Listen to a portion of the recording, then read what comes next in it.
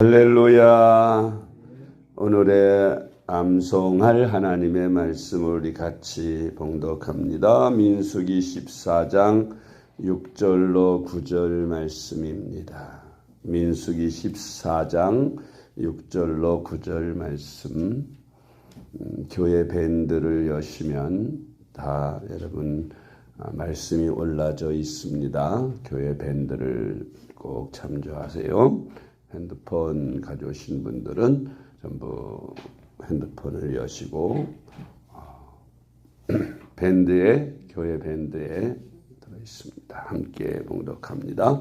그 땅을 정탐한 자 중 눈의 아들 여호수아와 여분네의 아들 갈렙이 자기들의 옷을 찢고 이스라엘 자손의 온 회중에게 말하여 이르되 우리가 두루 다니며 정탐한 땅은 심히 아름다운 땅이라. 여호와께서 우리를 기뻐하시면 우리를 그 땅으로 인도하여 들이시고 그 땅을 우리에게 주시리라. 이는 과연 젖과 꿀이 흐르는 땅이니라. 다만 여호와를 거역하지는 말라. 또 그 땅 백성을 두려워하지 말라. 그들은 우리의 먹이라. 그들의 보호자는 그들에게서 떠났고 여호와는 우리와 함께 하시느니라. 그들을 두려워하지 말라 하나. 아멘. 할렐루야. 잘 되고 있습니다. 아멘. 오늘부터 우리는 특별 새벽 기도회 다니엘 21일 새벽 기도회를 시작했습니다.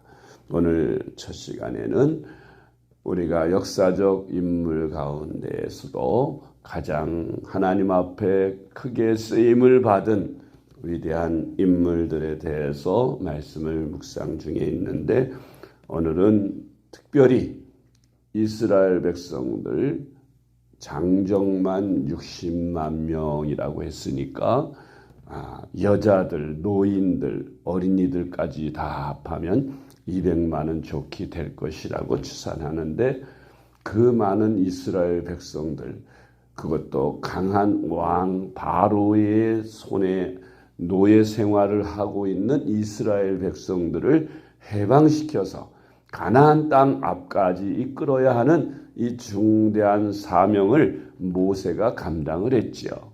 그런데 하나님께서는 모세로 하여금 이스라엘 백성들을 가나안 땅 앞까지만 인도하고 이제 하나님의 부르심을 받습니다. 가나안 땅에 정복하고 아직 할 일이 많이 남아 있는데 하나님이 가나안 땅까지 인도해낸 모세를 부르시고 이제 그 뒤로 여호수아를 모세의 다음 후계자로 정하셔서 여호수아로 하여금 그 일을 있게 하시는 것을 볼 수가 있습니다. 모세가 이 땅에 와서 하나님 앞에 해야 할 사명을 잘 감당한 것이죠. 바로의 손에서 10가지 재앙으로 바로의 마음을 굴복시키고, 그리고 해방을 허락받아 이스라엘 백성들을 이끌고 가나안 땅까지 가는 여정에 얼마나 많은 고난과 역경이 있었어요. 홍해가 가로막혀 있을 때, 절망할 때 하나님께서 모세의 지팡이를 통해서 홍해를 가르게 하시고, 또 광야에 도착해서 또 그 마라에 쓴 물을 이스라엘 백성들이 목마른 가운데 마시다가 배탈을 나고 난리가 났을 때 또 나뭇가지를 그곳에 던져 그 물을 달게 하여 이스라엘 백성들이 먹고 마시고, 또 광야에서 먹을 양식이 떨어졌을 때 하나님께서 만나와 메추라기를 먹여주시고, 또 광야에 물이 말랐을 때, 목이 마를 때 반석을 쳐서 반석에서 샘물이 나게 하시고, 이렇게 하나님께서는 그 광야에서 이스라엘 백성들과 함께 하시는 그 모든 과정이 다 독수리가 날개 위에 새끼를 보호하듯이 그렇게 이스라엘 백성들을 안전하게 광야 40년 동안을 모세가 이끌고 갔던 것입니다. 그래서 그들은 그야말로 기적의 떡을 먹고 기적의 늘 하나님의 날개 아래서 그렇게 40년간을 지내고 가나안 땅 앞에 도착하게 되었을 때에 그 가나안 땅 앞에서 모세가 하나님의 부르심을 받습니다. 그리고 그 후계자 여호수아가 그 후계자가 됩니다.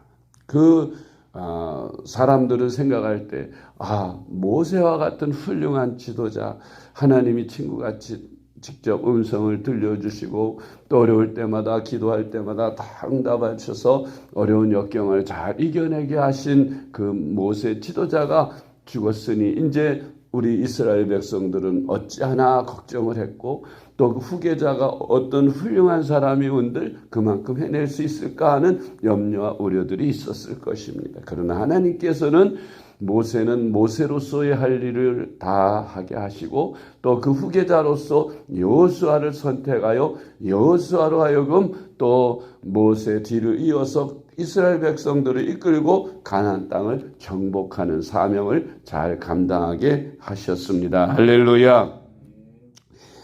여호수아는 누구인가? 여호수아는 긍정적인 믿음의 사람이었음을 볼 수 있습니다.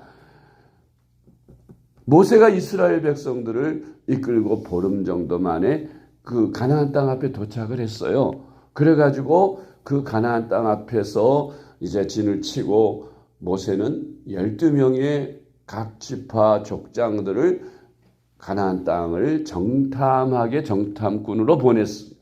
그래서 12명의 정탐꾼이 40일간을 가나안 땅을 두루 정탐하고 돌아오게 됐는데 그때 이제 그곳이 젖과 꿀이 흐르는 가나안 땅이라고 모세가 저 애굽에 있을 때부터 이스라엘 백성들에게 얘기했던 그 땅 아닙니까?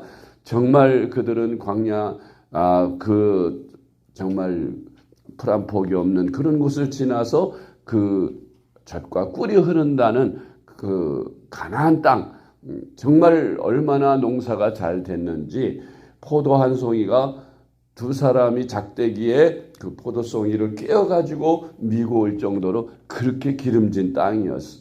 그 12명의 정탐꾼들이 다 그 가나안 땅을 정탐하고 와서 모세 앞에서 보고를 하는데 10명의 정탐꾼들은 다 부정적으로 보고하는 거예요.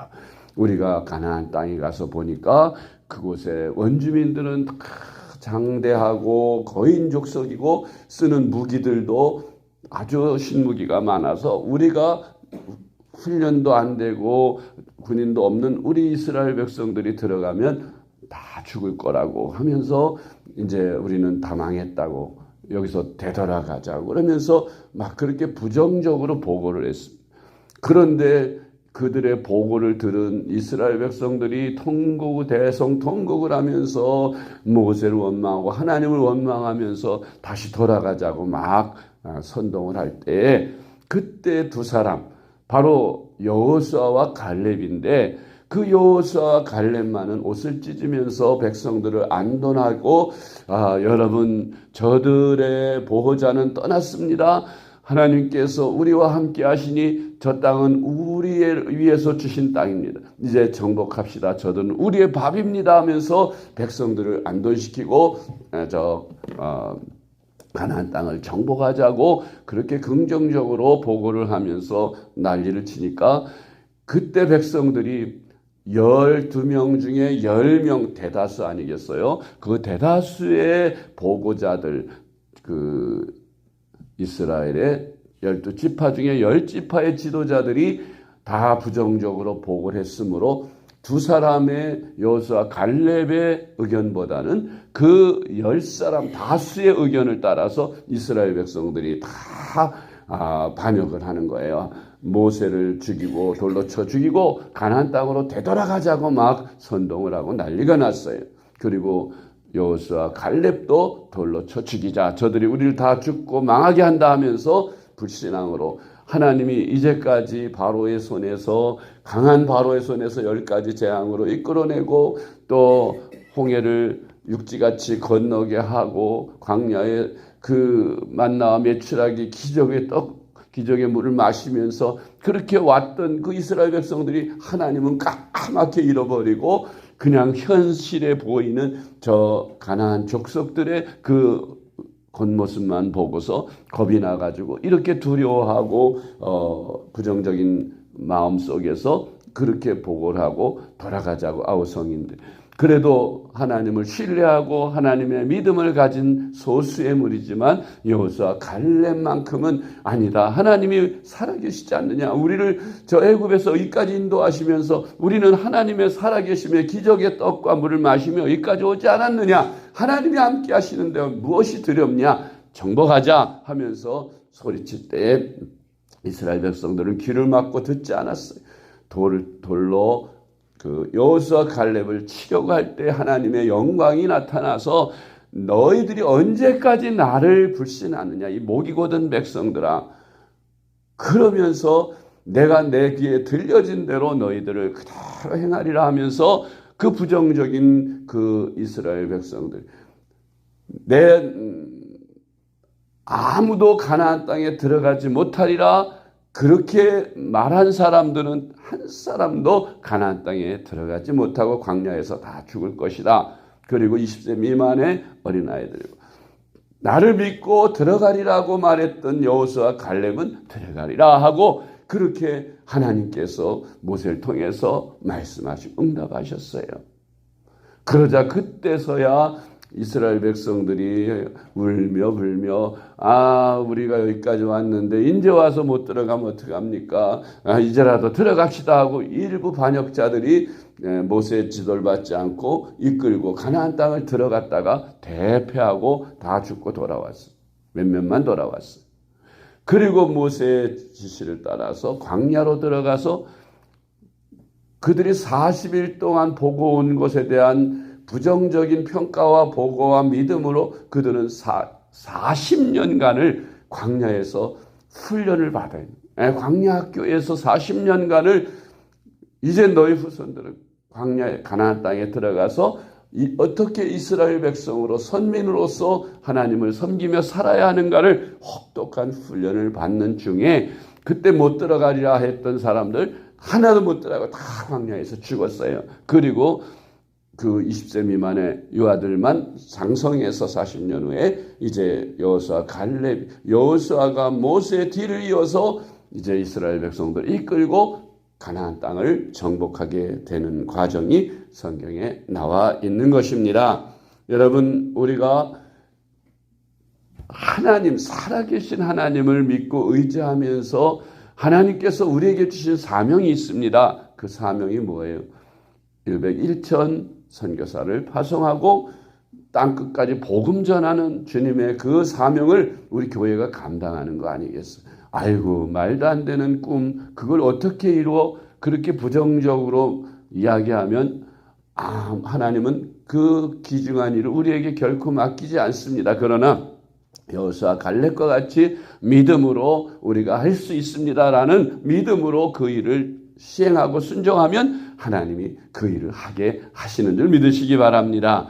생명샘교회를 개척하게 하시고 여기까지 20년 동안 이끌어오신 하나님, 온갖 어려운 역경이 많이 있었지만 하나님이 다 이겨내게 하시고 견디게 하신 하나님이 앞으로 우리 생명샘교회를 통해서 세계선교의 큰 일을 감당하게 못하실 것이 아무것도 없는 것입니다. 그러므로 하나님은 우리와 함께 하시니 비록 1세대인 저는 물러가지만 그러나 내 후임으로 또 김학성 목사님이 오시니까 김학성 목사님이 여호수아와 같이 또 모세의 뒤를 이어서 우리 생명샘교회를 이끌고 세계 정복 복음 전하는 그 일을 잘 감당하게 될 줄 믿으시기 바랍니다. 여러분, 믿음으로 순종하고 따르십시오. 그래야 하나님께서 역사하시고 큰 역사를 이루십니다.